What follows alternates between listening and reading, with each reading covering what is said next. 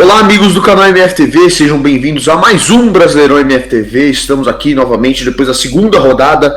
Eu e Matheus Amores. Tudo bem, Matheus Amores? Como que você tá? Tudo bom, meu querido? Perfeito. Tudo bom, meu Tudo querido ótimo. Arthur? Tudo ótimo, então é Tudo isso. ótimo. Coringão perdeu, Verdão empatou, rodadinha meio.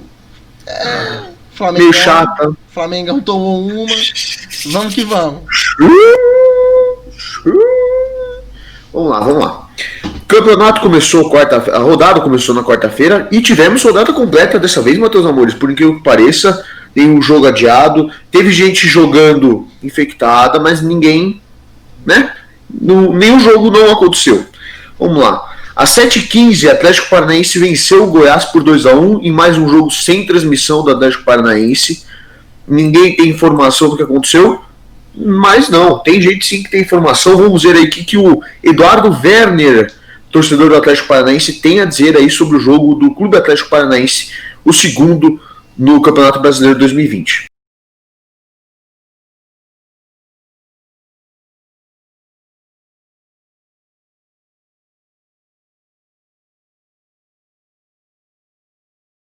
O time do Atlético Paranaense ontem, jogando mesmo com o time alternativo, impressionou bastante pela manutenção dos principais conceitos que o Dorival já vem implantando faz algum certo tempo, principalmente com a inversão de bolas de forma muito rápida e principalmente pela grande participação e crescimento do Vitinho. O Vitinho tem sido um grande jogador do Atlético Paranaense, ele que demorou a engrenar um pouco, um cara meio estrelinha, assim, que a torcida não vai muito com a cara, mas ele tá jogando muito bem e que muito possivelmente tem tudo para ser o cara do Atlético nessa temporada. Só nesse ano ele já tem 3 participações em gol, 2 gols e uma assistência nos 4 jogos, dos 4 gols que o Atlético Paranaense marcou. E por incrível que pareça, o Goiás jogou muito bem. O Goiás engrossou bastante, principalmente nos 10 minutos finais do primeiro tempo. E dificultou bastante as coisas no segundo tempo, o Atlético se fechando muito. Mas graças a um gol absolutamente bizarro e patético, o Atlético Paranaense foi lá e fez 2-1. Destaque também para a primeira transmissão de streaming próprio da história do Brasileirão, feito por um clube que foi o Atlético Paranaense. 1.340 pessoas, torcedores do Goiás, pagaram R$ 34,90 para assistir o jogo do Goiás e quase 100 mil pessoas assistiram o jogo do Atlético Paranaense na Furacão Play. Então é isso daí, muito obrigado e até mais. Bom, a gente viu aí mais uma vitória do Atlético Paranaense, vencendo por 2-1, dessa vez de uma maneira que todo mundo do Cartola ficou meio incomodado, né? Porque todo mundo contava com SG ali, o Dorival botou um time também mais misto, mas venceu. É a segunda vitória no campeonato, a segunda por 2-1. São pontos importantes que o Atlético Paranaense já vai coletando, né, Matheus Amores? Pontos importantíssimos. O Atlético Paranaense agora tá no topo da tabela. Dois jogos, 2 vitórias, jogando muito. Era um time que a gente esperava que ia fazer uma campanha boa, mas, assim, por enquanto, 100% de aproveitamento, voando no campeonato. Então, promete aí o Atlético, como eu digo, né? Mas promete aí, a equipe do Paraná promete. Isso aí, vamos ver aí o que o visitante que perdeu aí o Goiás na sua estreia no campeonato, vamos ver aí o que o Marcos Vinícius Gerê tem a falar sobre o jogo. Fala Arthur, fala pessoal do MFTV, Marco Gerê aqui direto de Goiânia para falar sobre o Goiás. Bom, o Goiás viajou até Curitiba para enfrentar o Atlético Paranaense ali na Arena da Baixada e viajou muito desfalcado por conta dos problemas do teste do coronavírus que acarretou no adiamento do jogo contra o São Paulo. O Goiás teve ao todo 12 desfalques somente pelo coronavírus nesta partida contra o Atlético Paranaense, mas ainda assim fiquei bastante surpreso, muito por conta da atuação, principalmente no segundo tempo, em que o Goiás conseguiu criar chances, conseguiu chegar ao ataque, teve duas chances claras com o Victor Andrade ali para poder ainda vencer o jogo. Estava empatando até o final do jogo e sofreu aquele gol na falha da defesa e também do Marcelo Angel, mas diante das circunstâncias foi um jogo atípico e uma atuação ok. A gente consegue entender que o time passou por essas dificuldades de escalação, de treinamento, mas fiquei surpreso pela atuação do Goiás. E a expectativa agora é que para o próximo jogo contra o Palmeiras, alguns jogadores voltem, como o Rafael Moura e o Lucão do Break, dois atacantes que são fundamentais para o time botar a bola na rede e conquistar então sua primeira vitória. Eu agradeço a vocês e até a próxima rodada.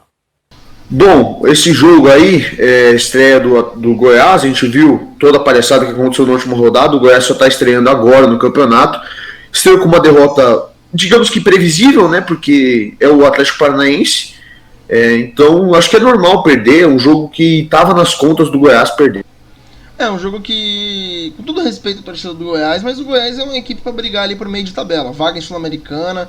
Acho que o Goiás não cai, acho que o Goiás tem time para se manter na primeira divisão, acho que o Goiás não vai brigar para não cair, mas é um time de meio de tabela, então se perder esse tipo de jogo, ainda mais de 2-1, um jogo ali truncado, o Goiás dificultou muito pro Atlético Paranaense, mesmo com os jogadores meio alternativos, vamos dizer assim, deu uma complicada, então foi bom, acho que o resultado é um saldo, apesar da derrota, um saldo positivo para a equipe do Goiás.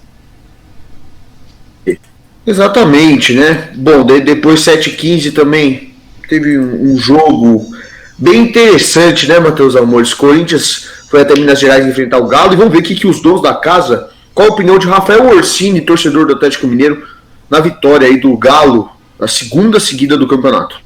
Meu nome é Rafael Orsini, sou aqui de Belo Horizonte, mais uma vez falando sobre o Atlético nessa vitória estrondosa sobre o Corinthians, diferente do Flamengo, que foi uma vitória mais segura, mais tranquila, que não teve tanto apavoro o Atlético, tirando algumas chances que o Bruno Henrique teve e também com chegadas de Gabigol. O Atlético contra o Corinthians teve seu maior desafio, virar uma partida que no primeiro tempo terminou em 2-0. São Paulo provavelmente ameaçou os jogadores com bastão de beisebol, porque eles voltaram com uma postura completamente diferente e foram 15 minutos fulminantes. O Atlético não deu chance para o Corinthians no segundo tempo e era para ser muito, mas muito mais do que 3-2. Os dois gols do Corinthians foram em falhas, principalmente o primeiro gol, uma falha do Guga, um recuo muito errado. Mas o Atlético, nesses 15 minutos do segundo tempo, voltou com uma outra postura. São Paulo já sacou, colocou o Johan no time, um Johan tão contestado, que eu nunca critiquei, longe de mim. Espero que não procurem no meu Twitter. Mas o Johan, que tão contestado foi, transformou a partida.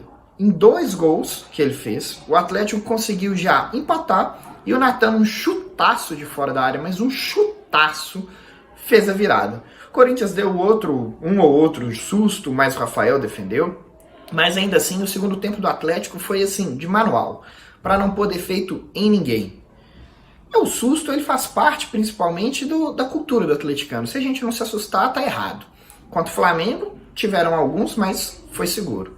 Contra o Corinthians, uma virada dignas do eu acredito que o Atlético tanto gosta de cantar nos estádios. De novo recado, o Atlético é sim favorito.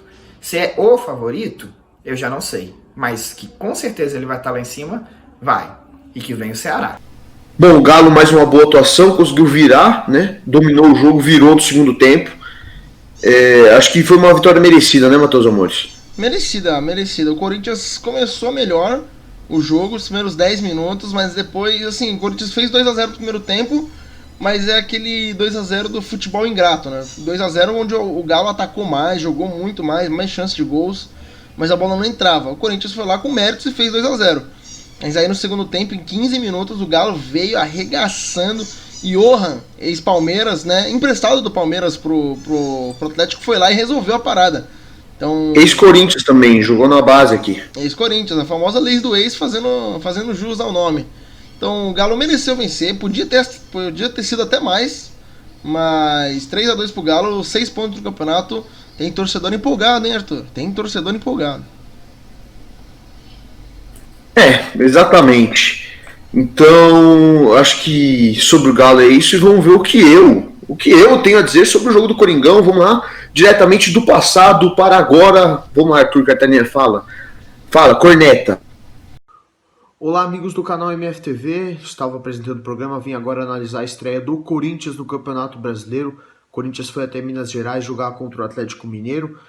No primeiro tempo sofreu muito defensivamente, muito por conta também da defesa reserva, né? Só o Avelar era titular, Cássio teve que fazer belas defesas, o Galo chutou na trave, mas lembrando muito o Corinthians de 2017, o time conseguiu 2 gols nas falhas, né, do Galo, nos espaços que o Galo deu, aproveitou as duas únicas chances que teve, botou para dentro, fez o 2-0, foi para o intervalo com a vitória. O gol do Arauz foi o primeiro dele com a camisa do clube e o primeiro de um jogador chileno na história do Corinthians. Depois do segundo tempo, mais uma vez o time sucumbiu, assim como sucumbiu no segundo tempo nos 3 jogos contra o Palmeiras, nos outros do Paulistão também. O time fez uma péssima atuação no segundo tempo, tomou a virada em 16 minutos. Cássio falhou no primeiro gol. Gabriel, o jogador favorito da Fiel Canil, que só ama jogador de raça, também falhou no gol. O Bandeira falhou também, anulou um gol legal, deu o gol que deveria ser anulado, uma confusão total. E o Corinthians tomou a virada, merecidamente. O Galo jogou muito melhor. Não criou nada na segunda etapa, o Corinthians, mesmo com as mudanças do Thiago Nunes, que tentou botar a molecada da base, colocou o Juan Oliveira, colocou o Gabriel Pereira para estrearem, mas não adiantou. O Corinthians perdeu, não criou nada. Teve as chances no finalzinho, o Hever tirou em cima da linha a cabeçada do Jô, o Rafael defendeu o chute a cabeçada do Avelar, mas não foi nada, foi irrisório perto do que o Galo fez. Enfim, o jogo foi isso. Sobre o Gabriel, mais um jogo tomando cartão, mais um jogo falhando, não sei porque continua de titular. Thiago Nunes agora vai mudar muitas coisas para o jogo do final de semana contra o Grêmio e a Fiel espera uma vitória, a primeira do Campeonato Brasileiro. Bom, vocês viram aí o que eu falei, acho que não preciso mais opinar, mas Matheus Amores, o que você achou do Corinthians no jogo, Matheus Amores? O Corinthians, cara, mudou um pouco a proposta, né? Fez aquela proposta de atacar mesmo, que o Thiago Nunes veio pra isso, né? Veio pra mudar o estilo de jogo do Corinthians. Tentou jogar, mas no segundo tempo a equipe morreu. A equipe simplesmente desistiu de jogar. Parece que sentiu cansaço, não sei, alguma coisa do tipo. Então, não sei dizer muito bem o que aconteceu com o Corinthians. Acho que o negócio foi mais cansaço mesmo, mas os jogadores morreram no segundo tempo. Parte física comprometendo muito, mas... é isso, né? Tem que tomar cuidado da equipe do Corinthians, tem que ficar de olho. Exatamente. Depois ainda tivemos Red Bull, Bragantino e Botafogo. Vamos lá, vamos ver o que o José Walter viu do RB Bragantino, Red Bull Bragantino, nesse segundo jogo no Campeonato Brasileiro. Fala pessoal do Brasileirão MFTV, vamos então falar um pouquinho sobre esse empate do Red Bull Bragantino com o Botafogo do Rio pela segunda rodada do Campeonato Brasileiro. O Red Bull Bragantino que voltou a jogar na sua casa depois de muitos meses, né?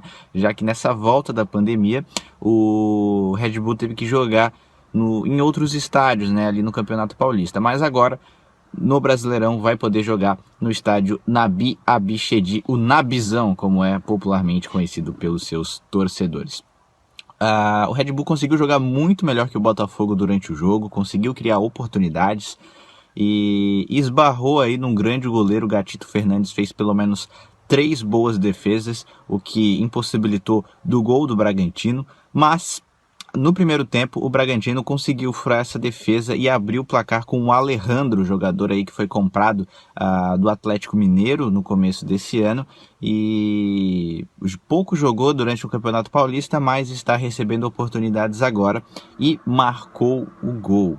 E o Botafogo depois acabou chegando ao empate numa falha defensiva do Fabrício Bruno, zagueiro ex-Cruzeiro, ex-Chapecoense. E a equipe do Red Bull Bragantino acabou sofrendo o gol do Botafogo e terminou 1-1. Ainda, até depois de ter tomado o gol, pressionou, tentou, mas não conseguiu e conquistou o seu segundo empate na competição, o seu segundo ponto.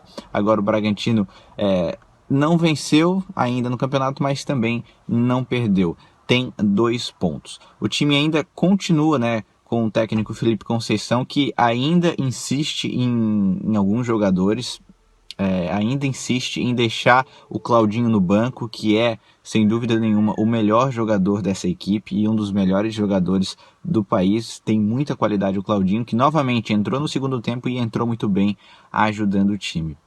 Então, realmente, a torcida tá muito bolada, tá muito chateada com o técnico Felipe Conceição e até pede a saída dele, apesar de que o time não tem uma campanha ruim, né? Então fica até a nível de curiosidade isso. Então por hoje é isso, essa foi a segunda rodada do Red Bull Bragantino. A próxima rodada acontece nesse final de semana. Um grande abraço e até a próxima.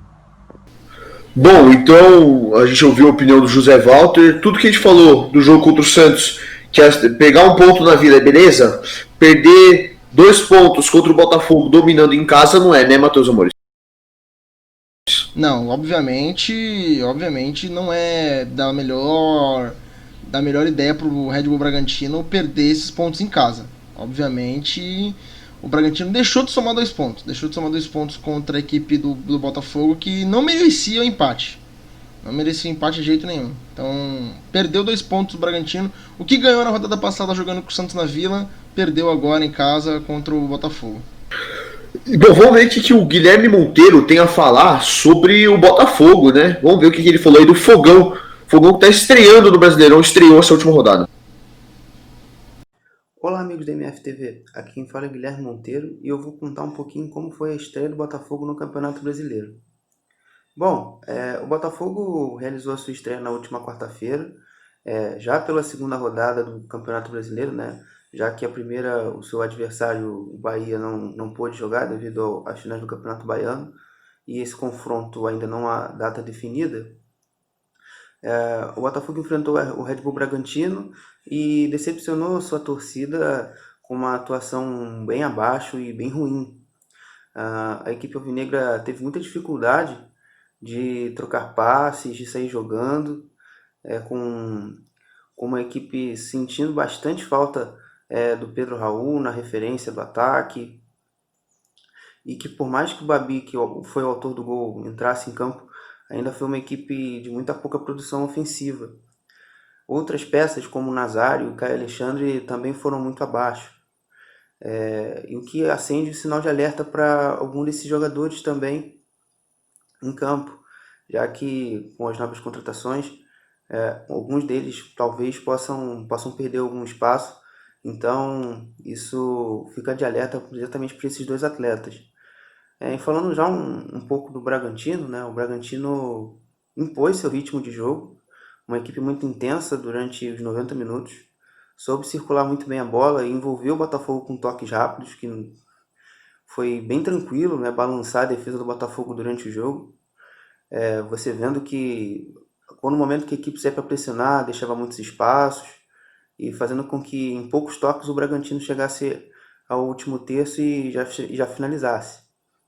E num desses balanços de linha, o Bragantino chegou ao primeiro gol, e seu único na partida, que foi um cruzamento, encontrando o segundo pau com o Arthur escora para o meio da área e o Alejandro faz 1-0.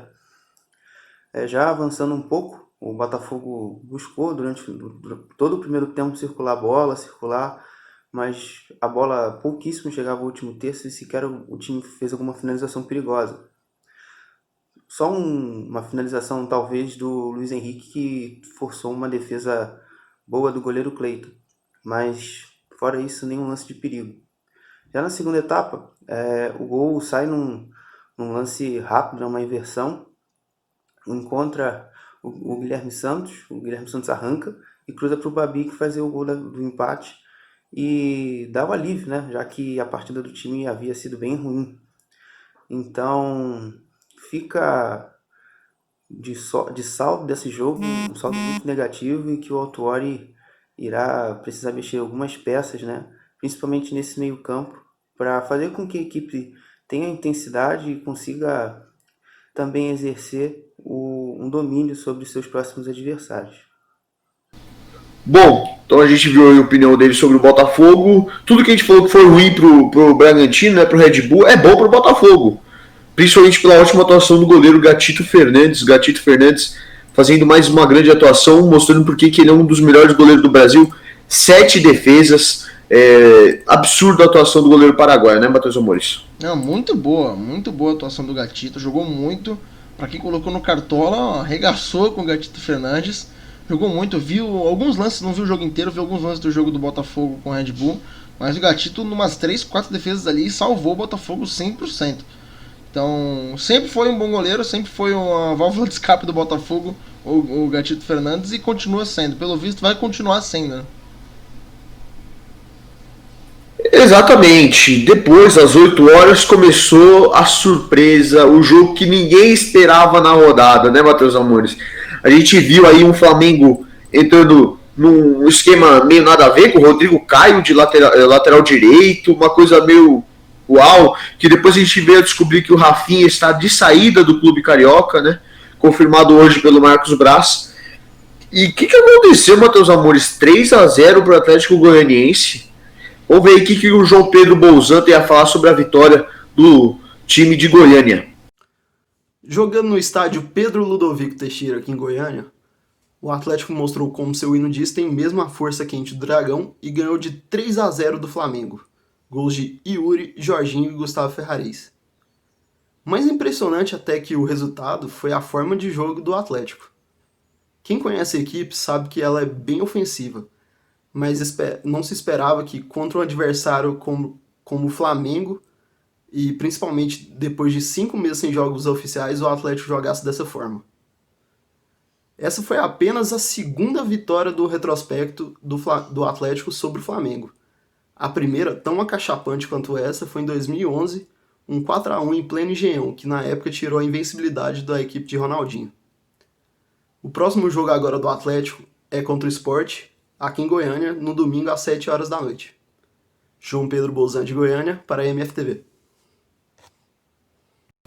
Essa foi a opinião aí do João Pedro Bolzan sobre esse resultado que ninguém esperava, nem o atleticano mais otimista esperava. E agora, acho que, antes da gente comentar sobre o jogo, vamos deixar o Saulo Maciel, flamenguista, comentar sobre o que ele viu dessa partida. Fala pessoal, um grande abraço a todos que estão acompanhando o Brasileirão MFTV. Início de campeonato do Flamengo para esquecer. 2 jogos, 2 derrotas para os 2 Atléticos. Na última quarta-feira, o Flamengo foi goleado pelo Atlético Goianiense, que está voltando à primeira divisão do Campeonato Brasileiro, e agora vai enfrentar o Coritiba neste sábado no estádio Couto Pereira. Olha, a realidade bem complicada. Nesta sexta-feira, Rafinha confirmou que não fica. Agora há pouco, o Marcos Braz deu uma entrevista coletiva dizendo que ele vai para o Olympiacos da Grécia. Rafinha, vale lembrar, esteve no Flamengo e fez parte dessa campanha junto com o time rubro-negro, foi campeão da Copa do Brasil, da Copa Libertadores, também da Supercopa do Brasil, do Campeonato Brasileiro, do Campeonato Carioca deste ano e da Recopa Sul-Americana. Rafinha veio na época do Bayern de Munique a custo zero, o Flamengo não pagou por ele, mas também tinha uma cláusula que se alguma equipe da Europa quisesse levá-lo, poderia levar e poderia sair sem custo para o rubro-negro. Agora fica a curiosidade para quem o técnico catalão Dominique Torrent, o Domi, vai colocar no lugar dele. Improvisou o Rodrigo Caio na última quarta-feira no primeiro tempo, não deu certo, todo mundo viu que virou uma avenida o lado direito rubro-negro. O Flamengo vem num início de campeonato muito complicado. Há muito tempo que esse time não tinha 2 derrotas consecutivas. Agora vira a chave. O Flamengo, torcedor rubro-negro, tem que entender o seguinte: a era Jorge Jesus acabou. O time que viveu um ano mágico no ano passado tem que encarar que agora a realidade é outra. Inclusive por conta da pandemia, o calendário é bem mais enxuto. Já tem jogo agora fim de semana, meio de semana, fim de semana, meio de semana. Não para. Tem que ficar nessa correria e mês que vem, se tudo correr dentro do calendário, volta também a Copa Libertadores. Uma reunião foi tida entre os jogadores também com a comissão técnica, porque o técnico Domi não cumpriu aquilo que ele disse quando foi apresentado, que não mudaria drasticamente o modo de jogar do elenco. Vamos ver como é que vai ser amanhã contra o Coritiba. Um grande abraço a todos, fiquem com Deus e até a próxima. Bom, essa foi a opinião do Saulo. Olha, eu não esperava nem nos maiores desastres do Flamengo, eu esperava um 3-0 com o goleiro sendo expulso. Poderia ter sido até 5, né? Porque teve um gol anulado, teve um pênalti não revisado. Cara, o que está acontecendo na Gávea? O que está acontecendo no Flamengo, Arthur Cartalian? Eu, quando vi o primeiro gol do Atlético Paranaense, estava assistindo Corinthians e Galo. O jogo tava interessante, estava assistindo esse jogo. Aí saiu o gol do Atlético Goianiense, apareceu a bolinha na tela. Plim! Bolinha na tela. Gol do Atlético Goianiense. O que eu pensei primeiro? Foi, putz, só pra ferrar meu saldo de gol no Cartola. Pensei, daqui a pouco o Flamengo faz 2, 3, arregaça. Cara, 3-0 pro Atlético e podia ser mais. Queria dizer nada não, mas eu, Matheus Amores, disse no debate MFTV faz 3 semanas: Se o Domenech Torrente chegar, não ganhar o primeiro, empatar o segundo e o terceiro também não vencer, Diego que tá no banco já vai começar a dar chilique, Vitinho já vai começar a dar chilique, Rafinha já tá de fora, Rafinha já vazou, Gabigol já tá pé da vida. O castelinho de cristal. Pé da vida, pé da vida e gordo, fazendo né? cosplay da gente, né? A gente no ataque Exato. resolve mais que o Gabigol. O castelinho de cristal dos caras tá desmoronando, Arthur. Tá desmoronando. Tá começando a ruir, mas não dá pra tirar os méritos do Atlético Goianiense também não, Nem viu? um pouco, O né? Atlético Goianiense muito bem em campo, poderia ter feito mais. Eu gostei muito da fala do Gustavo Ferrares falando que o Flamengo estava muito lento em campo e o Atlético foi na deles e ganhou. Parabéns pro Atlético, Jogou ótima muito, vitória. Jogou muito, aliás. Jogou muito. Daí a gente teve também aí Bahia e Coritiba, a estreia do Bahia com vitória. Vamos ver o que o Heron Filho, o torcedor do Bahia, tem a nos dizer. Fala galera do MFTV, Heron Filho aqui passando para analisar o triunfo do Bahia na estreia do Campeonato Brasileiro 2020 contra a equipe do Coritiba. O Bahia que vinha bastante pressionado depois de perder o título da Copa do Nordeste para a equipe do Ceará. E mesmo com a conquista do Campeonato Baiano, a pressão era muito grande no técnico Roger Machado. Então o Roger promoveu algumas mudanças na equipe, barrou o zagueiro capitão da equipe Lucas Fonseca e colocou Hernando, barrou também o centroavante Fernandão, colocando o meio-campista Danielzinho e avançou o Rodriguinho para a posição de centroavante. O Bahia fez um bom primeiro tempo, com a equipe bem leve, criou oportunidades, teve chance de sair vencedor com um placar mais elástico e venceu por 1-0. Porém, no segundo tempo, a equipe do Bahia sofreu uma pressão absurda, principalmente com as bolas aéreas da equipe curitibana, e se safou de amargar um resultado pior. O Bahia joga agora no domingo, às 16 horas, no estádio de Pituaçu, contra o Red Bull Bragantino, e tentar amenizar um pouco a pressão aqui em Salvador. Valeu, galera, um forte abraço. Bom, ele falando aí, o Roger fez algumas mudanças em campo, colocou o Bahia de um jeito diferente do que veio na final da Copa do Nordeste, venceu por 1-0, estreia com triunfo, né? Triunfou, peço perdão porque eu aprendi que não pode falar vitória porque é o nome do rival, então peço desculpa. Bahia triunfou, primeiro triunfo do Bahia no campeonato. O que você achou, Matheus Amores? O Bahia é uma equipe que vai brigar, na minha opinião, ali por pré-Libertadores, talvez. Vai ter que jogar muito para brigar por pré-Libertadores. Mas o Coritiba é uma equipe recém-chegada da segunda divisão. Coritiba é uma equipe grande, mas é recém-chegada da segunda divisão. A gente não pode deixar isso de lado. Então o Bahia faz sua parte, vence o Coritiba e soma 3 pontos no campeonato. Não tem muito o que dizer. Venceu bem dentro de casa, né? Mas vai ter que melhorar a atuação para lutar por pré-Libertadores. Elenco tem, treinador supostamente tem. O Bahia tem uma situação favorável, mas vai precisar apresentar em campo futebol. Que a gente se decepcionou um pouco com o final da Copa do Nordeste e tudo mais. Agora do Curitiba, vamos ver aqui que o Murilo Demarque tem a falar sobre o jogo. Mais uma derrota do Coxa, segunda seguida no Campeonato Brasileiro. Olá, amigos. Mais uma vez o Coritiba jogou no Brasileiro, mais uma vez acabou derrotado. E eu tô cada vez mais assustado, porque não são só 4 derrotas consecutivas, mas são 4 jogos em que a equipe tem um gol marcado, um gol de pênalti. E até mais cedo registrei na coluna que eu faço parte. O Coritiba, nesses 4 jogos, ele somou 12 finalizações. Para um time que é propositivo, que joga ofensivo, o Coritiba finalizou 12 vezes em 4 jogos, que é um número que 12 vezes é um time normal que saiba atacar, faz em um jogo. Então, a partida de ontem foi mais do mesmo. O time teve oportunidades, não dá para dizer que o Bahia também não teve um momento do jogo em que o Bahia deu o segundo tempo para o Coritiba, para ser bem honesto. Acho que até o torcedor do Bahia ficou um pouco assustado com a postura do time no segundo tempo. Mas a sorte deles é que eles erraram contra o time certo, porque o Coritiba não soube atacar.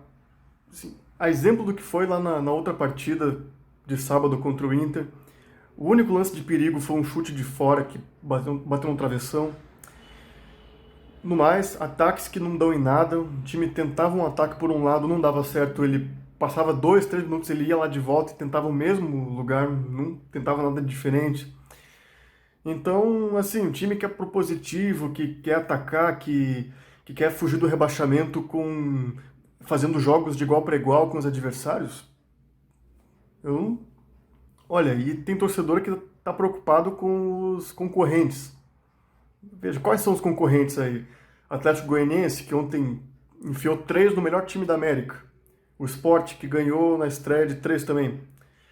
A gente tem que se preocupar com o nosso time, que não está conseguindo nada, tem um dos ataques mais inoperantes aí da Série A. Isso durante todo o ano. E olha, eu comentava com um amigo meu ontem que o Coritiba tinha que escalar o Sassá, né, que é um cara que faz gol, o time não sabia fazer gol. E tem um artilheiro no banco, o Brasil inteiro sabe que o cara é artilheiro. Pois bem, ele teve sua chance, jogou e fez o contrário disso. Ele cometeu o pênalti, deu o gol para o adversário. Então, o que é que a gente tem que mudar? É o time, é o elenco, os reforços estão chegando aí. Avaliar um pouco aí as caras novas. Jonathan, lateral que estreou ontem, que entrou no lugar de outro lateral que é da base, não adiantou nada, 6 por meia dúzia. O setor que estava fraco no começo do jogo terminou fraco também. Yan Sassi, que é um meia que estava emprestado lá para o futebol da Turquia, voltou discretíssimo, não fez nada. Neilton, jogador que já chegou, estava disponível para o jogo de ontem, não foi colocado. Acho que a justificativa foi o preparo físico dele, não estava em boa forma. O Barroca optou por colocar o Natan, que eu prefiro um Neilton com pouco ritmo de jogo do que o Natan na melhor forma possível que ele pode ter. Mas enfim, escolhas do treinador. E agora está ventilado muito forte aí no mercado o nome do Wellington Nem, que eu particularmente tenho um pé atrás, né? É um cara que jogou muita bola já há uns anos atrás, hoje eu não sei como ele está, certamente ele vem com salário alto. Eu preferia que, já que vão investir um dinheiro num jogador que é uma incógnita, que desse então para 3 ou 4 jogadores que estivessem na Série B mesmo, mas que pelo menos a certeza que eles viriam para dar o melhor de si. Enfim, vamos esperar. Sábado ter jogo contra o Flamengo. Eu não sei qual Flamengo que vai vir aqui jogar, se é o Flamengo que tomou de 3 ontem, ou se é o Flamengo que encantou a América do Sul até março desse ano. O que eu sei bem qual é o Coritiba que vai entrar em campo, infelizmente. Brasileirão na MFTV, obrigado aí, um abraço a todo mundo que está acompanhando. Até a próxima. Bom, Coxa perdeu o Campeonato Paranaense, perdeu na estreia do Brasileirão, perdeu de novo quarta-feira. Difícil, né, Matheus Amores? Começar o campeonato assim é complicado. Complicado. A equipe do Coxa vai ter que remar muito aí se quiser brigar para continuar na primeira divisão. É uma equipe grande, é uma equipe conhecida do Brasil, mas assim, não tá desempenhando um futebol legal. Não tem um elenco que você pode falar, putz, esse aqui não tá tranquilo que vai ficar na Série A. Não sei também. Então vai precisar trabalhar bastante se quiser garantir essa 16ª, 15ª colocação aí. Vai ter que suar bastante, tá perdendo pontos que não pode perder, principalmente no início, né? Porque a quebra de confiança acontece nessas primeiras rodadas. Exatamente. Aí o primeiro jogo das 9h30, Grêmio e Ceará, os dois times que estrearam. O Ceará estreou com derrota, o Grêmio estreou com vitória, o Ceará pontuando pela primeira vez. Vamos ver aí o que o Sérgio Soares tem a falar sobre o Ceará em campo. Fala galera da MFTV, beleza? Pessoal, essa semana o Ceará fez sua segunda partida pelo Campeonato Brasileiro, sendo a primeira nos seus domínios. E o resultado, ao meu ver, foi muito negativo. 1-1 contra um Grêmio que veio para cá com o time praticamente todo reserva. Sendo que foi o Grêmio que tomou as rédeas da partida e atacou durante todo o primeiro tempo. O Ceará baixou suas linhas, escolheu se defender e contra-atacar. Jogou no 4-1-4-1 com 3 volantes, William Oliveira, Fernando Sobral e Charles ali pelo meio, o que deixou o time com pouca capacidade criativa. O Charles tinha que baixar muito para ajudar o William Oliveira a armar, porque o William não tem essa característica do passe. No ataque, o Matheus Gonçalves teve uma tomada de decisão muito abaixo da média no jogo. Quando tinha que driblar, errou o drible, quando tinha que passar, tentou o chute. Então foi um jogo que o time do Ceará não fluiu ofensivamente. E mesmo assim, ainda saiu com vitória no primeiro tempo. 1-0, gol do Kleber, passe do Leandro Carvalho, 2 dos caras que foram melhor no time. O Fernando Praz também fez uma partidaça, 4 defesas dificílimas no primeiro tempo. Só que no segundo tempo pesou um pouco a parte física. O Ceará não conseguiu contra-atacar o Grêmio, mesmo estando com a vantagem no placar, tinha essa oportunidade, mas não conseguiu contra-atacar o Grêmio.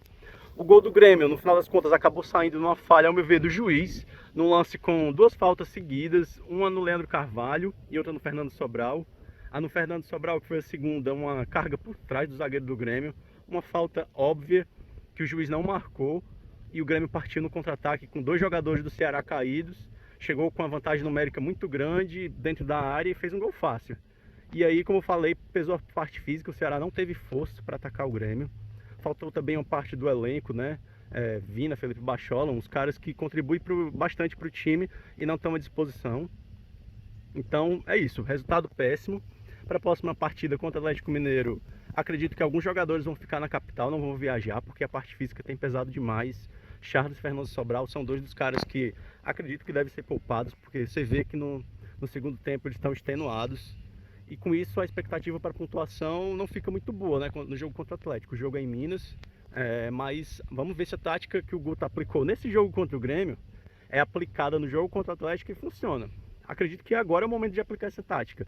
Se defender mais, marcar forte e tentar sair no contra-ataque, com o Jacaré, com o Matheus Gonçalves, com atacantes rápidos e tentar pegar eles desprevenidos, né? Acho que esse é o momento de usar essa tática. A expectativa, como eu disse, não é tão grande, porque o Atlético tem jogado muito, muito bem, mas vamos lá, é jogo para guerrear com os caras e ver se consegue pontos. Eu acho que é isso que tem que fazer fora, marcar forte, tentar o contra-ataque, tentar segurar um pouco a bola também e conseguir pontos. Esse é o campeonato do Ceará.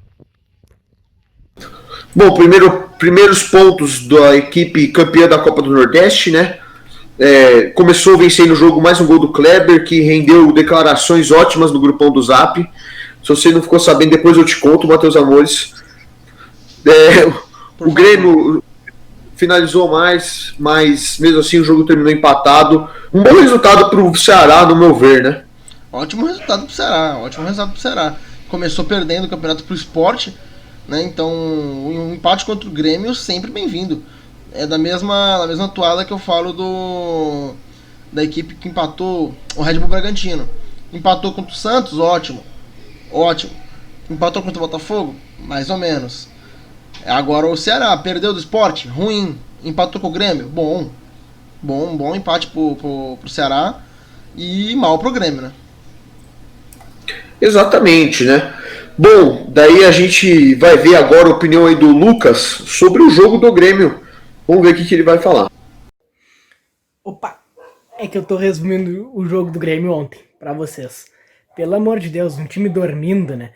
É complicado. Nossa zaga muito pesada, bateu cabeça, mais pesada que sono de surdo.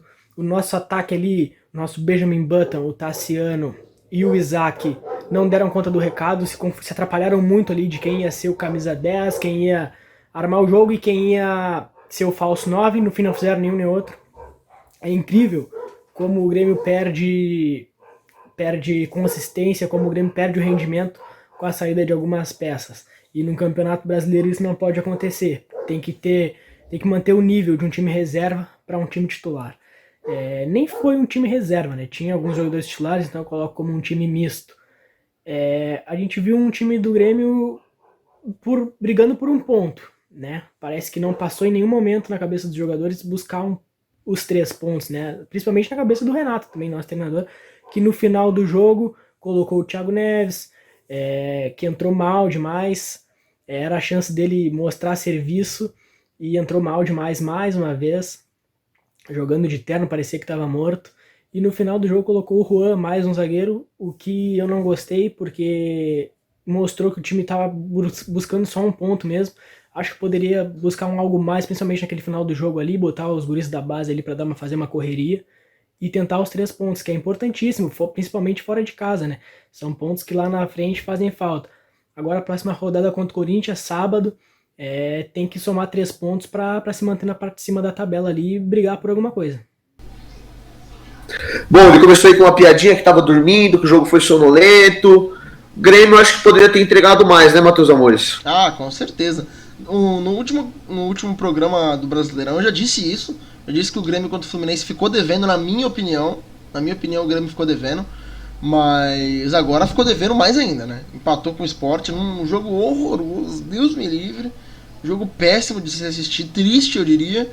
Então, nada mais justo do que um empate. As duas equipes não tentaram fazer nada, o empate fica assim. Exato. Daí agora o jogo acho que foi o mais sonolento da rodada. Nossa. O que acompanhou às 9h30. Fluminense e Palmeiras, vamos ver aí o que o Matheus Garzon tem a falar, vamos ver. Fala galera, Matheus Garzon aqui, torcedor do Fluminense para a MFTV de novo, tudo bom? Vim comentar agora esse resultado aí de 1-1 Fluminense e Palmeiras que aconteceu na quarta-feira. Tô até na companhia aqui do Burrinho, né? Esse aqui é o Burrinho do Fluminense, eu decidi batizar ele assim, de Odair Hellmann, não sei porquê, mas é um nome que eu achei que cabia bem com o Burrinho. E aí, eu acho que o Burrinho aqui, ele concorda comigo que mais uma vez o Fluminense jogou péssimo e, enfim, a gente não perdeu por sorte, né? O Luiz Adriano perdeu uma oportunidade clara de gol no finalzinho ali nos 39, 40 minutos, que ia ser o 2-1 e a gente ia perder. Bom, para quem assistiu o último vídeo, né, o vídeo passado da primeira rodada, eu tinha falado que o Fluminense estava muito, digamos, espaçado, né? Eram 3 atacantes e 3 volantes. Eu falei de colocar o Michel Araújo, né? Vai que o Michel Araújo dava uma melhora. E o Odair colocou o Michel Araújo, tirou o Yuri. E aí ficou um meio campo, digamos, até interessante, assim. Iago, Dodi e o Michel Araújo. E aí, enfim, pensando ali, às vezes o Nenê pode vir para o meio, que, né, o Nenê não é ponta, pode vir para o meio com o Michel Araújo, os dois trocando passe ali para chegar na frente, mas a gente sabe que o Odair ele não faz ele não dá para ele dar um passo para frente, ele dá 2 para trás. Então, o passo para frente que ele deu foi botar o Michel Araújo. Os passos para trás que ele deu foi, manter o Nenê de ponta e 2, botar o Fred de titular, que eu falei.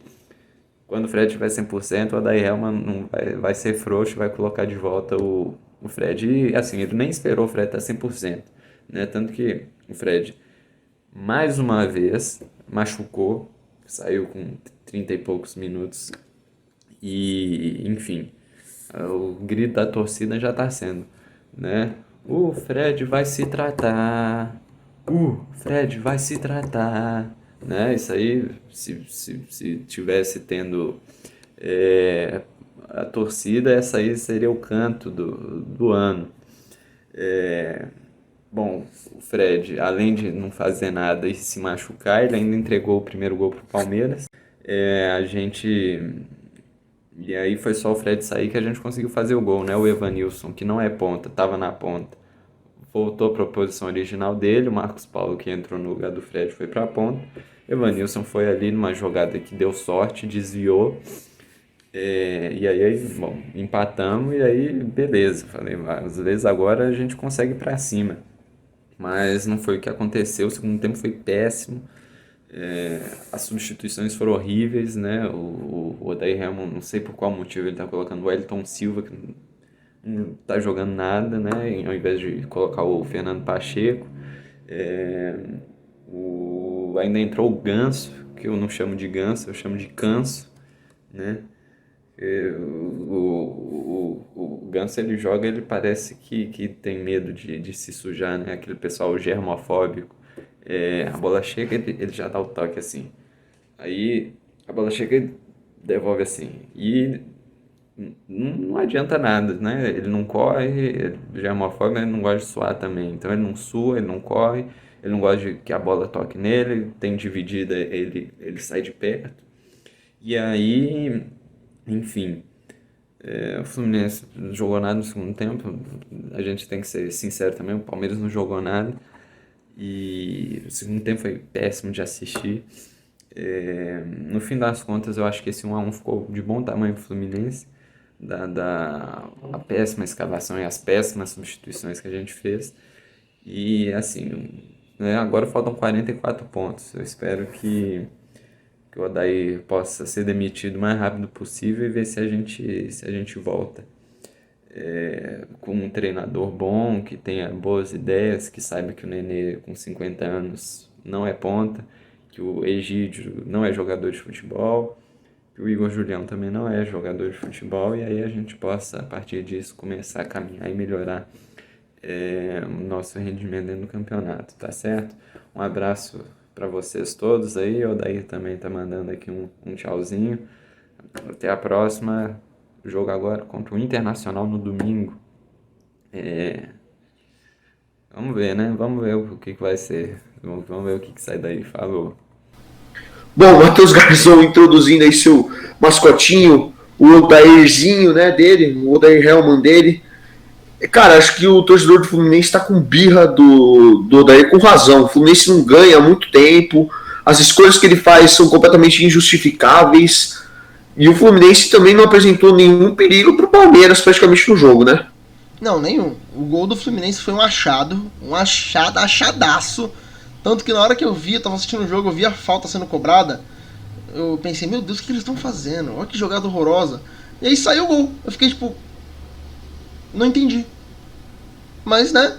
Mas foi isso que o Fluminense fez o jogo inteiro. O Palmeiras não sofreu em momento nenhum com o Fluminense. Em momento nenhum. E aí o jogo tava sonolento, o jogo tava chato. Aí o Odair Hellman vai lá e faz o quê? Põe o Ganso. Aí eu falei, nossa, agora sim. Agora o jogo vai ficar incrível. Então o Fluminense não tem muito o que fazer não. Triste. E pro Palmeiras, vamos ver o que o Leonardo Lustosa tem a falar, nosso querido narrador. Vamos ver. E depois o Matheus Amores comenta. Vem, Léo, vem. Olá, amigos da MFTV, tudo bem com vocês? Leonardo Lustosa aqui para falar de Sociedade Esportiva Palmeiras nesse novo programa Brasileirão MFTV. Vamos lá. O maior campeão da competição teve sua estreia adiada para essa segunda rodada, né? Palmeiras disputou no final de semana o título paulista, no qual foi campeão em cima do maior rival, por isso estreou nesta quarta-feira no Maracanã, estreia contra o Fluminense, né? E o Maracanã, diga-se de passagem, com um campo tenebroso, parecia um pasto. E até corroborando com o campo que estava tenebroso, o jogo também foi tenebroso. Um jogo tântrico, medonho. Você que assistiu até o fim está de parabéns. Merecia ganhar um auxílio emergencial só por ter assistido até o fim dessa partida, né? Duas equipes sonolentas, lentas, pouco criativas, né? O Palmeiras adotou uma estratégia muito parecida com o que adotou para o Corinthians, né? Deu a bola para o seu adversário, que não sabia o que fazer com ela, e também não fez nada além disso. Então o Palmeiras se postou ali defensivamente, tem uma herança muito boa do que foi produzido nos últimos anos, defensivamente falando, e não sofreu. O Palmeiras, com a proposta de roubar a bola no erro do adversário, tentar colocar o Luiz Adriano na cara do gol, com esses erros. E foi isso que aconteceu uma vez apenas, uma bola roubada no meio campo. O Luiz Adriano abriu o placar, né, aos 15 minutos da primeira etapa. Aos 39, o Evanilson, né, achou uma jogada ali. O Fluminense também não conseguia fazer muita coisa e achou um gol ali num desvio no Luan. Um gol até que bonito, né? E depois disso, nada. O Palmeiras todo desmantelado, sem Felipe Melo, Gustavo Gomes, Patrick começou no banco, Gabriel Menino jogou de ponta, o Lucha fez algumas coisas assim inacreditáveis para uma partida que seria importante vencer, porque é o início da competição, para o Palmeiras, principalmente. O que falta ao Palmeiras é realmente isso, repertório. O Palmeiras não consegue fazer uma triangulação, não consegue achar espaços no seu meio campo para colocar os atacantes em condição de gol, né? O Luiz Adriano, apesar disso, consegue ter números bastante interessantes na temporada, mesmo com essa perda de convicção, né? O Luxemburgo ele começa o ano com 4 atacantes, né, falando que vai ter um time ofensivo, e depois, né, dessa volta do futebol tem 4 meio-campistas. Significa que ele está um pouco perdido nesse comando do Palmeiras, sem muitas alternativas, pelo menos na cabeça dele, de como fazer o Palmeiras voltar a render. Então o Palmeiras enfrenta o Goiás na próxima rodada e todo torcedor espera que renda muito mais do que tem feito nos últimos jogos, apesar do Campeonato Paulista, que meio que mascara as duas atuações, porque é um título em cima do seu rival. O palmeirense quer mais. E isso tem que ser já contra o Goiás no Allianz Parque na próxima rodada. Essa é a opinião de Leonardo Lustosa. Matheus Amores, o que você viu do jogo do Palmeiras? Eu acho que o Palmeiras tem muito mais a entregar. Eu acho que o Palmeiras está muito mais deixando o adversário se embolar nos erros dele, nas fragilidades dele, do que o Palmeiras tentando martelar e ganhar, né? Cara, tava passando, um outro canal tava passando X-Men no mesmo horário do jogo do Palmeiras. Eu quase fiquei tentado a começar a assistir o filme do X-Men. Cara, o jogo muito ruim. Muito ruim. O Palmeiras fez um gol numa vacilada do Fluminense, que é a proposta do Palmeiras, né? Esperar o outro time errar pro Palmeiras ir lá e fazer o gol. O Fluminense vacilou. O Palmeiras foi lá e fez o gol com o Luiz Adriano, que tá jogando muita bola. Aí o Palmeiras também vacilou na marcação, tomou o gol do Fluminense. E depois o Palmeiras teve mais duas chances ali de fazer um gol. Uma que foi meio mais ou menos, uma cobrança de falta ali. E depois uma jogada do Lucas Lima. Espetacular, vou ser obrigado a dizer isso aqui. Espetacular a jogada do Lucas Lima. O Luiz Adriano acabou perdendo o gol. Vou nem dizer que foi uma perda de chance. Ele bateu de perna esquerda, bateu bem. A bola acabou indo um pouquinho, por pouco pra fora. Mas o Palmeiras poderia ter vencido o jogo, mas ainda falta. Falta muito pro Palmeiras jogar. Dá pra jogar melhor que isso. Eu acho que eu vou nessa visão. Dá pra jogar melhor, né? Tem potencial pra jogar mais. Esses foram os jogos da quarta. Na quinta, 7h15, primeiro jogo, São Paulo e Fortaleza. Vamos ver o que o Juliano Formoso tem a falar sobre a atuação do tricolor do Morumbi. Fala galera da MFTV, eu sou Juliano Formoso e vou comentar aqui para vocês um pouco sobre a vitória do São Paulo por 1-0 sobre o Fortaleza no Morumbi. O gol foi marcado pelo Daniel Alves ainda no primeiro tempo e foi a única chance de gol clara do São Paulo o jogo inteiro. Então, na minha opinião, o São Paulo, apesar de ter vencido, segue sem convencer aí. Fernando Diniz não está fazendo um bom trabalho. O São Paulo enfrenta muitas dificuldades contra times que se fecham na defesa e é a tendência, né? Porque quem que vai vir jogar contra o São Paulo no Morumbi aberto, né? Eu acho que é uma desculpa muito esfarrapada. O São Paulo, não, como eu disse, não fez um bom jogo. Lisieiro e Igor Gomes muito mal no meio de campo, errando muitos passes. O São Paulo é um time muito lento na transição de ataque e de defesa, né? Mas, pelo menos, são 3 pontos aí para dar uma respirada, né? E o Rogério Ceni fez seu terceiro jogo, né, como técnico contra o São Paulo e a terceira derrota, né? Foi a primeira vez dele no Morumbi, já havia perdido antes no Castelão e no Pacaembu. E ele segue sem vencer o São Paulo como técnico. Então é isso, galera. Volto no domingo para comentar São Paulo e Vasco para vocês. E sigam a MFTV nas redes sociais. Valeu, abraço.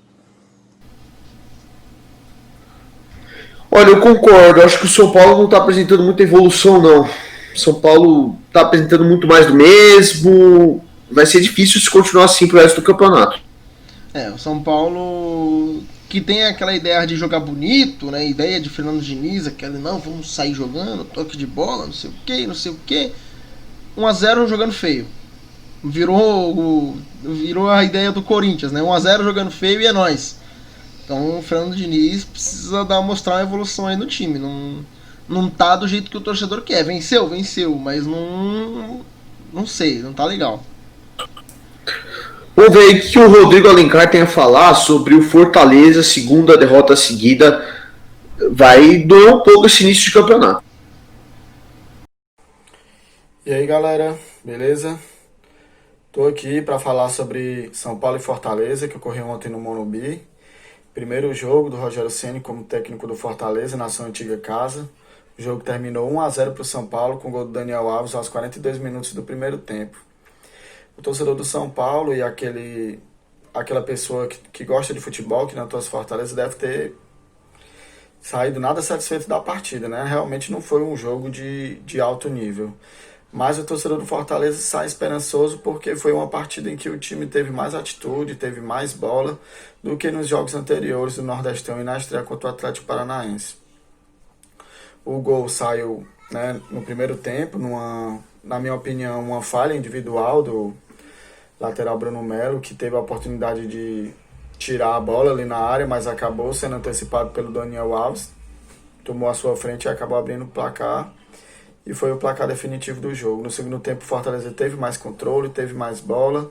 Chegou poucas vezes na área, mas chegou. Tocou a bola na frente, coisa que nos jogos anteriores o time não fazia. O time não conseguia segurar a bola. Enfim, o time evoluiu das últimas partidas para essa. E a esperança é que no domingo, contra o Botafogo, o time possa finalmente conseguir a sua primeira vitória no Campeonato Brasileiro. E seguir no seu ritmo, né? O mesmo time do ano passado é o time que está nesse ano, então nada justifica atuações fracas como essas anteriores. É isso aí, galera. Um abração aí e até a próxima. Como eu disse, acho que vai doer esse início de campeonato pro torcedor. Perder 2 jogos é difícil, mas tem que dar continuidade pro trabalho maravilhoso que o Rogério vem fazendo. Não, isso é verdade. O Rogério Ceni no Fortaleza vem fazendo um trabalho espetacular desde a primeira passagem. Não sei por qual motivo ele saiu para assumir o Cruzeiro. Foi, na minha opinião, burrice. Voltou pro Fortaleza e continuou fazendo um trabalho muito bom. Perdeu 2 jogos, vai fazer falta, pode fazer muita falta no fim do campeonato esses pontos. Acho que o Fortaleza não cai, mas esses pontos aí podem fazer falta numa briga aí por uma 12ª, 13ª colocação que poderia levar a um torneio internacional. Que foi esse ano, né? Inclusive jogou a Sul-Americana, perdeu por Independente, se eu não me engano. Então, Quase passou, exatamente. Então, esses pontos podem fazer falta aí pro Fortaleza na briga por uma vaga em Sul-Americana. Exato. Daí 7h30 tivemos Internacional e Santos. Que jogo fez o Inter, né? Muito bom. Que jogo fez o Inter. Vamos ver o que o Mário Magalhães tem a falar sobre a atuação do Colorado. Brasileirão MFTV, para repercutir aqui a vitória colorada 2-0 do Inter sobre o Santos no Beira-Rio. O Inter empilhou oportunidades de gol na primeira etapa, foi superior à equipe do Santos durante os 90 minutos, mandou bola na trave e tudo mais no primeiro tempo, mas não conseguiu reverter as oportunidades de gol em mexer o 0-0 do placar. No segundo tempo o Inter seguiu pressionando ali, melhorou a sua questão da bola ofensiva principalmente, e o Santos tentou ainda com algumas ações e tudo mais. Com a entrada até teve que desmanchar o sistema de 3 zagueiros, mas aí aos 11 minutos o Galhardo aproveitou uma bobeada ali do Felipe Jonathan, que foi tentar deixar sair a bola pela linha de fundo, tocou para o Saravia e o Saravia fez um bom cruzamento para o Guerreiro, que cabeceou e fez um 1-0. Aí assim Guerreiro já marca seu segundo gol no Brasileirão em 2 jogos, tomara que ele mantenha a média e consiga o time do Inter manter esse padrão de jogo. E no finalzinho da partida, novamente Guerreiro foi importante na jogada ali com o Edenilson, deu um belo toque de calcanhar, Edenilson saiu na cara do gol e tocou de cavadinha na saída do goleiro Vladimir e fez o 2-0. O Inter jogou muito bem, manteve seu padrão de jogo com 70% de posse de bola, muitas oportunidades de gol. Claro que a gente viu que o Inter desperdiçou algumas boas chances, como o Thiago Galhardo, que perdeu um gol incrível no primeiro tempo, mas assim o Inter vai aos 6 pontos, se mantém entre os líderes da competição e vai mostrando um bom futebol que Eduardo Cudê prometeu apresentar com esse time do Inter. Agora na próxima rodada o Inter enfrenta o Fluminense no Maracanã, no jogo para a gente ver o que o Odair pode apresentar aí de armas contra o time do Inter. Um abraço a todos. Bom, concordo, acho que foi um jogo muito bom do Inter. O Inter bem em campo, venceu merecidamente, poderia até ter vencido demais, massacrou o Santos. 3 pontos merecidos e dá pra ver que o Inter vai chegar longe no começo do campeonato. É aquilo que eu falei no outro programa. O Inter vai ter que brigar para ser campeão brasileiro. Na minha opinião, se eu sou torcedor do Inter, eu iria preferir muito mais vencer o Campeonato Brasileiro do que vencer, se preocupar assim com o Copa do Brasil ou Libertadores. Porque o Inter não ganha brasileiro desde os anos 80, cara.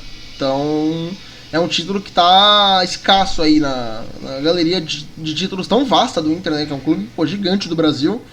Então, esse começo de campeonato empolga a torcida do Inter, 6 pontos, 100% de aproveitamento, jogando bem, vacilou ali, tomou 2 gols do Santos, que foram anulados, né? Poderia ter vacilado, mas acabou que o VAR anulou os gols, então, corretamente, né? Vamos deixar claro aqui, anulou corretamente os 2 gols, mas começo assim, empolgante da equipe do Inter, tem que manter isso daí pra quem sabe, buscar esse título do Brasileirão. Exatamente, agora em contrapartida vamos ver o que o Henrique Paiva tem a falar sobre o Santos, mais um jogo do Cuca e vamos ver. Fala galera, Henrique Paiva aqui de novo, torcedor do Santos, vim aqui falar um pouquinho sobre o jogo de ontem entre Internacional e Santos lá no Beira-Rio. Bom, eu já não estava com a expectativa muito alta para esse jogo, né, pelos resultados passados, já falei isso no vídeo contra o Bragantino e já sabia da qualidade do time do Inter. O Santos entrou com uma formação diferente, o Cuca colocou 3 zagueiros ali, o Luan Pérez com o Luiz Felipe e o Veríssimo, e os laterais fazendo o papel de ala, né, atacando mais para tentar surpreender o Inter. Mas não foi isso que aconteceu, o Inter começou atacando demais o Santos, levou muito perigo nos 15 primeiros minutos, e aí o Luiz Felipe, de novo, né, sempre sente lesão o Luiz Felipe, parece que é de vidro, sentiu a lesão e teve que ser substituído. E aí o Cuca mudou a formação do time, né? Saiu o Luiz Felipe, ele colocou o Caio Jorge, que faz a função de centroavante, né? Ali pelo meio. E aí o Santos voltou à formação inicial da partida contra o Bragantino e aí começou a atacar um pouco mais o Internacional. Teve algumas poucas chances no primeiro tempo, mas quem levou mais perigo foi o Inter mesmo. Bom, aí no segundo tempo o Inter começou pressionando bastante, o Santos fez algumas mudanças, né? No intervalo o Cuca tirou o Sanches e o Pituca. O Sanches estava muito mal, mas eu acho que não é plausível ter tirado ele no intervalo, porque ele é um jogador, é um dos pilares do time do Santos, né? Então, claramente depois da saída dele, o time deu uma recaída mais do que já estava mal no primeiro tempo. E aí o Inter chegou ao primeiro gol com o Paulo Guerreiro, né? Pra mim, o Felipe Jonathan falhou ali na lateral esquerda, foi proteger a bola e perdeu, né? E aí o cruzamento do Saravia e o Guerreiro marcou o gol do Inter. Depois o Santos continuou tentando atacar, teve um gol anulado com o Caio Jorge. Pra mim, bem anulado, né? O toque na mão, mas eu fiquei meio em dúvida ali se não foi pênalti antes do toque de mão no Caio Jorge. Mas enfim, não é desculpa porque o time tava jogando muito mal. O Cuca colocou até o Ivonei, que é um garoto da base que nem tem minutos direito pela equipe principal, e claramente ele não rendeu, né, porque, enfim, não tem experiência, não tá muito entrosado com o time. No final do jogo, o Inter matou com um golaço de Edenilson. Bom, agora domingo é contra o Atlético Paranaense, né, lá na Vila Belmiro. Vamos ver se finalmente sai um resultado positivo, porque, ó, tô começando a ficar bem preocupado com o time do Santos no Brasileirão. Beleza? Tamo junto e até a próxima rodada. Valeu! Eu confesso que eu não entendi esse movimento do Cuca de entrar com 3 zagueiros no jogo de quinta. Como assim? Não faz sentido. Não faz sentido. 3 jogadores. Nunca vi o Cuca usar 3 zagueiros. E ele entrou com Luan Pérez e Luiz Felipe. Não são 3 zagueiros que você fala, não, são de ótimo nível, que nem seria Lucas Veríssimo, Gustavo Henrique e algum outro. Não tem um sentido. E o Inter também não joga com jogadores que demandam 3 zagueiros. É uma coisa que não dá pra entender. O Inter joga com Guerreiro do centroavante.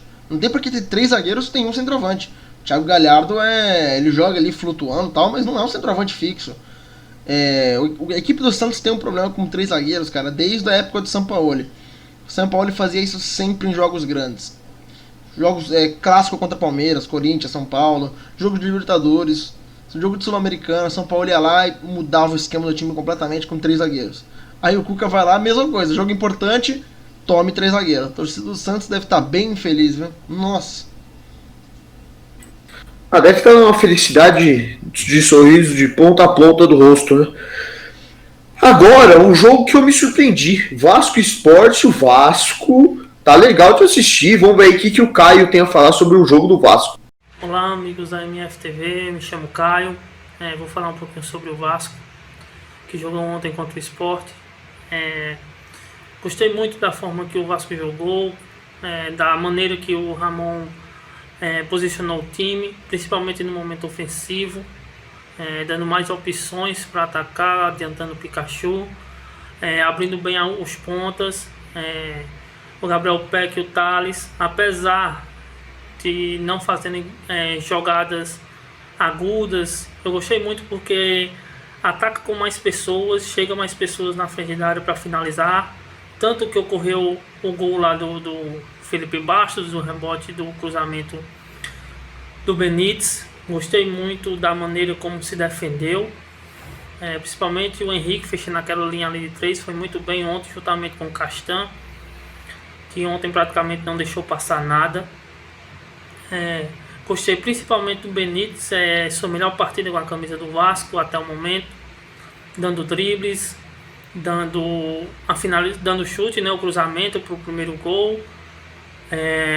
Agora, pontos negativos é que a bola não está chegando no cano, apesar de termos esses 2 pontas abertos podendo cruzar, eles não estão desempenhando esse papel bem, mas eu creio que com o passar das rodadas isso vai ser corrigido e só tende a melhorar.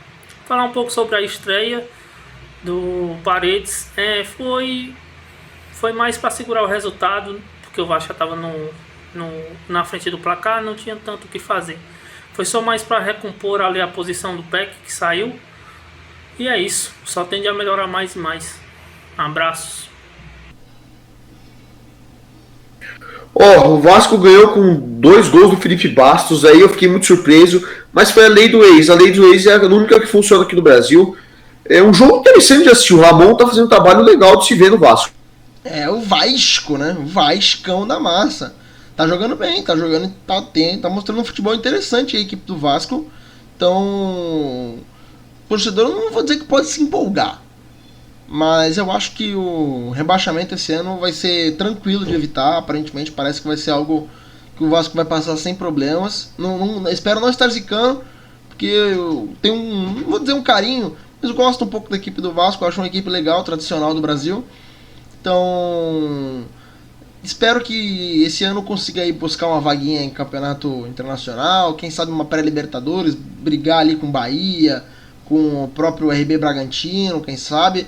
Acho que o Vasco tem potencial para isso, pelo menos vem mostrando nesse começo de campeonato. Exatamente, foi o último jogo. Vamos ver aí que o Guilherme Batista tem a falar sobre o esporte. Esporte que estreou com vitória, mas pelo jeito voltamos à programação normal, né? Bom, vamos lá falar do esporte. O esporte ontem perdeu para o Vasco por 2-0, com 2 gols de Felipe Bastos, ex-jogador do esporte, e a lei do ex é implacável, não adianta. É a única lei que funciona no Brasil e funciona de forma correta, de forma 100% cruel com o torcedor do esporte. Isso porque Felipe Bastos não deixou saudades na Ilha do Retiro. Ele passou do esporte em 2018, quando o time foi rebaixado para a Série B, e muitos consideram ele e Michel Bastos, que estavam naquele elenco, como os 2 jogadores mais danosos ao clube. Não só em campo, mas também fora dele, nos bastidores. Fizeram muita panela aqui na Ilha do Retiro. Então, quando o Felipe Bastos saiu, o torcedor do esporte comemorou. E ontem, o esporte jogou contra o Iago Pikachu. Iago Pikachu ele tem um retrospecto muito interessante contra o esporte. Até ontem, eram 6 jogos, 6 vitórias e 6 gols marcados. Ou seja, Iago Pikachu nunca tinha perdido do esporte. Por isso, o torcedor do esporte estava com medo de Pikachu, mas se esqueceu de Felipe Bastos. E o volante fez os 2 gols da partida, 2-0 para o Vasco. Eu considero um resultado justo. Não dá para dizer que não foi justo. Porém, não vi o esporte tão mal em campo. O esporte fez uma partida ok, não foi uma partida boa, mas também não foi uma partida desastrosa. E o Vasco também não fez uma grande partida. O Vasco teve mérito em fazer os 2 gols. O primeiro gol eu considero uma falha de Patrick, levou um drible infantil. Alguns viram falha de Maílson, goleiro do esporte, em rebater a bola para o meio da área. Mas naquele cruzamento, um goleiro não pode deixar a bola passar. E ali ele não tinha o que fazer. A bola quicou na frente dele e era muito difícil dele encaixar. Eles palmam para o meio da área, a zaga do esporte dormiu no ponto, ninguém viu Felipe Bastos sozinho no meio da área. Ele completa para fazer o primeiro gol. E o segundo gol vem poucos minutos depois, numa cobrança de falta, uma falta infantil cometida por Iago Maidana. E aí a gente sabe, o torcedor do esporte sabe que Felipe Bastos bate muito bem na bola. E aí ele bateu com perfeição, com maestria, uma falta indefensável. 2-0, e a partir daí, os 2 gols saíram nos primeiros minutos do primeiro tempo. O Sport teve dificuldades em propor o jogo e o Vasco ficou confortável. Essa dificuldade do Sport em propor jogo não é de hoje. Ao todo, no ano, o Sport tem 24 partidas. Em apenas 5 delas, o Sport marcou mais de um gol, certo? E aí, a gente está considerando o quadrangular do rebaixamento. Se você tirar o quadrangular do rebaixamento do estadual, o Sport fez 21 partidas, em apenas 3 o Sport marcou 2 ou mais gols em partidas.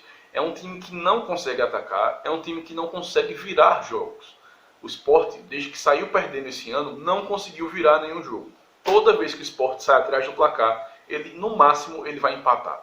Então é um time que não tem poder de reação, é um time que a gente diz que se levar 1-0 pode tirar de campo porque não vai vencer o jogo. É uma dificuldade crônica do Sport que vem desde o começo do ano, principalmente no estadual e na Copa do Nordeste. No Brasileiro isso começa a ficar comprovado. Então acho que ontem a derrota para o Vasco ela serve como uma dose de realidade. Uma dose de realidade para o torcedor dar uma freada na empolgação por conta da vitória contra o Ceará e se relembrar que esse time aí é um time muito limitado e que vai dar muito, mas de muito trabalho para não cair. É um time que para mim entra como favorito ao rebaixamento. Isso é indiscutível, todo mundo aqui em Pernambuco fala isso. O Sport é um dos favoritos ao rebaixamento.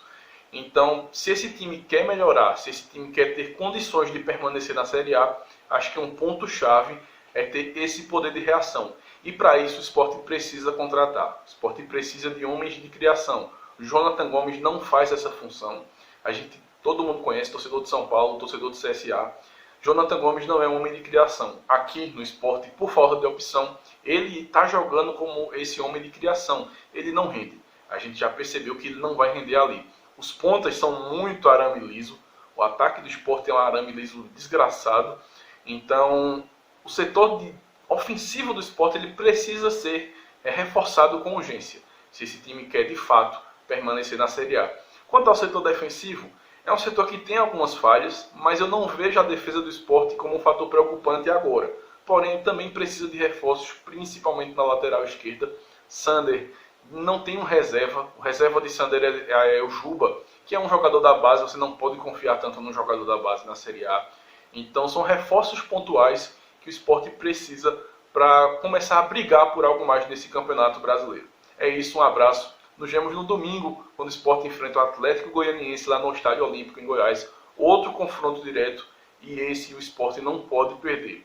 Se perdeu para o Vasco, ok, é uma derrota entre aspas aceitável. Mas perder para o Atlético Goianiense, mesmo que seja fora de casa, não pode. É o jogo de 6 pontos que o Sport precisa, no mínimo, trazer o empate para a Ilha do Retiro. Bom, o Sport que surpreendeu na primeira rodada, né, Matheus Amores? Mas agora, nessa segunda, perdeu fora de casa para o Vasco, resultado esperado, mas do mesmo jeito, vai começar a perder pontos agora, parece que essa é o ritmo do time de Pernambuco. Os 3 pontos aí do Sport na primeira rodada que podem fazer muita diferença no final do campeonato, se tratando de briga por rebaixamento. A gente sabe que a conta é mais ou menos sempre uns 40 pontos, 42 por ali. Então, conquistar 3 pontinhos assim no começo do campeonato é sempre importante, ainda mais contra o Ceará, que pode vir a ser um confronto direto aí na briga pelo rebaixamento. Então, o Sport começou bem, mas agora voltamos à programação normal, como você disse, né? Aparentemente vai ser isso daí, o torcedor do Sport vai sofrer até o final do ano. Viu? Exato, bora lá passar a classificação. Em primeiro, Atlético Paranaense com 6 pontos, em segundo, Inter com 6 pontos, terceiro, Atlético Mineiro com 6 pontos, quarto, o Grêmio com 4 pontos, quinto, Atlético Goianiense com 3, Vasco em sexto também com 3, Bahia e São Paulo, sétimo e oitavo também com 3, Sport em nono com 3 pontos, Bragantino, Red Bull Bragantino em décimo com 2 pontos, Botafogo em 11º com 1 ponto, Palmeiras em 12º com 1 ponto, Ceará em 13º com 1 ponto, Fluminense em 14º com 1 ponto também, Santos em 15º também com 1 ponto, Corinthians em 16º, quase na zona de rebaixamento com nenhum ponto, Goiás, Curitiba, Fortaleza e Flamengo também ninguém com ponto, Goiás 17º, Curitiba em 18º, Fortaleza em 19º, Flamengo na lanterna. Repita, por favor. Flamengo na lanterninha na segunda rodada. Passando aí os próximos jogos, sábado, 7 horas, Corinthians e Grêmio, Grêmio e Corinthians, na verdade, né, o jogo vai ser em Porto Alegre, 7h30, Curitiba e Flamengo, teremos também 9h30, Palmeiras e Goiás, no domingo, 11 horas, Atlético Mineiro e Ceará, 4 horas, Vasco e São Paulo, Bahia e Red Bull Bragantino, 6 horas, Fluminense e Inter, 7 horas, Atlético Goianiense e Sport Recife, 7h30, Fortaleza e Botafogo, e 7h45, Santos e Atlético Paranaense. Matheus Amores, é isso aí, essa próxima rodada, é que aqui, você quer fazer palpite, jogo por jogo, ou você quer passar nessa rodada? Não, você que manda. A gente já fez honrinha de ontem, mas vamos fazer de novo? Para complementar. Grêmio e Corinthians, o que você acha? 2x1 Grêmio. 2x1 Grêmio. É que eu não costumo. Eu sou muito ruim com placar. Placar eu costumo errar. De número eu costumo errar. Mas eu acho que o Grêmio ganha 1x0. Com dor no coração eu tenho que falar isso. Curitiba e Flamengo. Esse jogo tá com uma cara de empate. Tá com cara de empate, né? Eu vou de 1x1. Empatezinho. Eu acho que eu vou de 1x1. Depois tem Palmeiras e Goiás. Esse jogo aí é 3 pontos, cara. Não dá pra... Não, se não vencer 3 pontos, aí já começa a pressão no Luxemburgo de novo. Uma semana... Imagina, uma semana que você foi campeão em cima do maior rival, uma semana depois, pressão no Luxa. Mas se não vencer esse jogo aí, cara... Tô dando desconto do jogo contra o Fluminense, porque é a ressaca do título, entrou com o time meio mais ou menos, meio misto ali. Mas se vier com o time titular, 3 pontos, tem que ter. Palmeiras, 100%. Acho que dá 2x0 Palmeiras. Vamos lá. Atlético Mineiro e Ceará. Galo.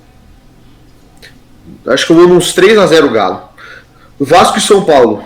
São Paulo pode ir de time misto, viu? De qualquer forma, eu ia de empate esse jogo. De qualquer forma, eu ia de empate. Eu acho que é 1x0 Vasco. Bahia e Red Bull. Vai ser um jogo legal de assistir. Vai ser um jogo bom de assistir, eu falei isso. É um jogo interessantíssimo de assistir. Eu vou de 1-1. 3 empates seguidos do Red Bull. Eu também acho que é 1-1. Fluminense e Inter. O que você acha, Matheus Amores? Inter 2-0 pro Colorado. Atlético Goianiense e Sport. Olha, tendo em vista o desempenho dos dois times na última rodada, eu vou de Atlético Goianiense, mas assim, 2-0, 1-0 mais ou menos. Eu acho que vai ser 1-0 pro Atlético Goianiense. Fortaleza e Botafogo. Fortaleza, 1-0. Fortaleza vai vencer também, acho que por 1-0. Santos e Atlético Paranaense. O Atlético Paranaense que vai estar sem Dorival, que está diagnosticado com a perrebinha. Não pode falar, senão desmonetiza. Mas eu acho que dá Atlético Paranaense. Atlético. Bom, agora está na hora daquele quadro que todo mundo gosta, né, Matheus Amores? Pode puxar dessa vez, puxa. Tá.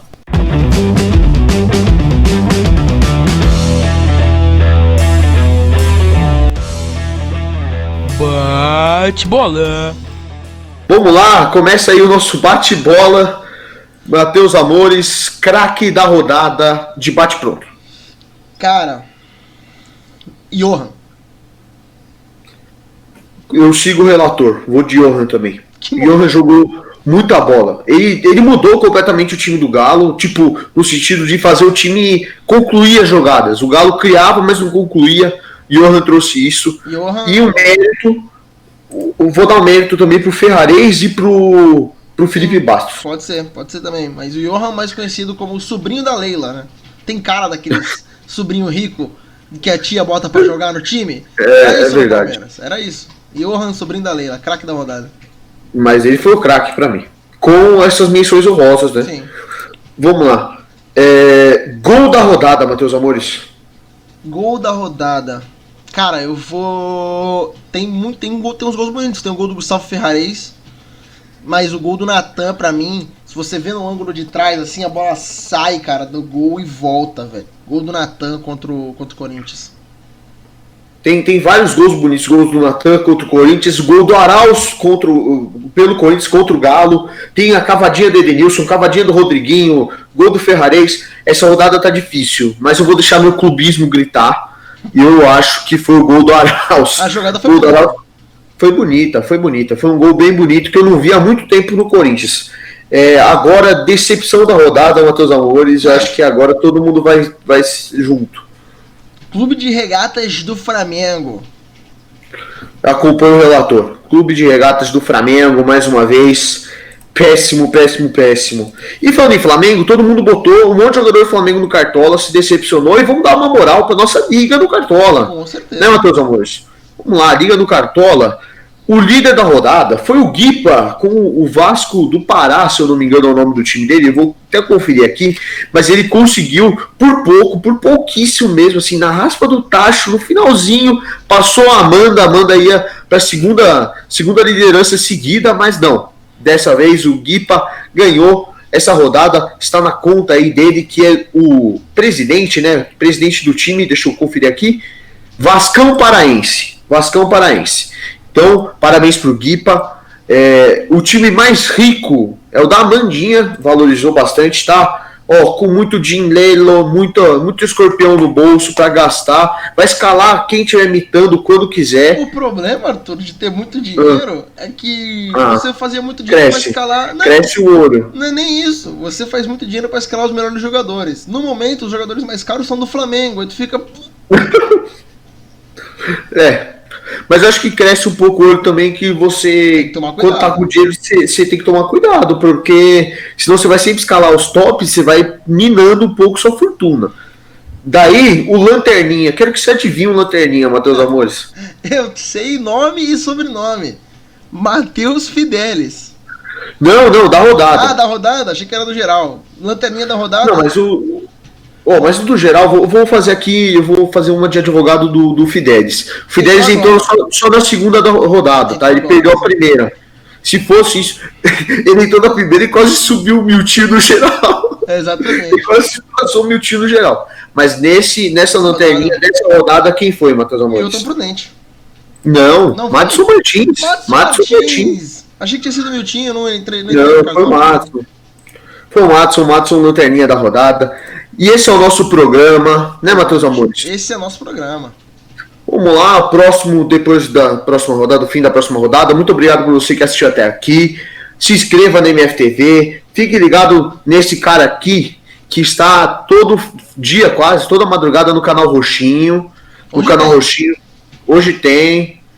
Aí embaixo, links na descrição, rede social, grupão do Zap, tudo que você precisar. Liga do Cartola se você quiser ainda se inscrever. E fique de olho na nossa programação, que a gente vai estar sempre trazendo novidades, né, Matheus Amores? Com certeza, com certeza. Vale a pena se inscrever na Liga do Cartola ainda, porque o penúltimo colocado tem 30 pontos. 35 pontos o Milton Prudente, o Matheus Fidelis tem 34. Então, cara, dá tempo de você entrar e ser campeão disso aí ainda. Então vem logo, não vacila não. Exato. Muito obrigado por você que assistiu até aqui e até a próxima. Tchau, tchau. Tchau, Matheus Amores. Tchau, espectador.